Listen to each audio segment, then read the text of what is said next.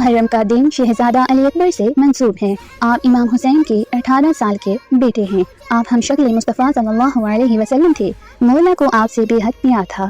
مولا نے آپ کو جب شہادت کی اجازت دی تو آپ کے گھوڑے کے پیچھے چلتے رہے۔ علی اکبر جب میدان میں پہنچے تو آپ نے کافی دشمنوں کو جہنم واصل کیا۔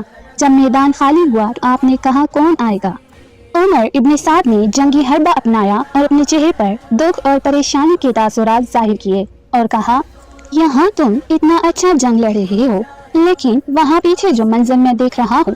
شہزادے نے جیسے ہی پیچھے مڑ کر دیکھا تو اس نے آپ کے گھوڑے پر سوار ہو کر آپ کے ماتھے پر برس ماری اور نیزہ آپ کے سینے میں پیوست کیا، جس کی انگلی آپ کے کلیجے میں ٹوٹ گئی۔ آپ نے اس لمحے بابا کو پکارا۔ آپ نے کہا، اکبر، بابا بوڑھا ہو گیا ہے۔ یہ صبر کا وہ مقام تھا جہاں پر جوان بیٹے کے سینے سے ٹوٹی انگلی نکالنے کے لیے باپ نے بیٹے کے سینے کی طرف ہاتھ بڑھایا، اس انگلی کو نکالا۔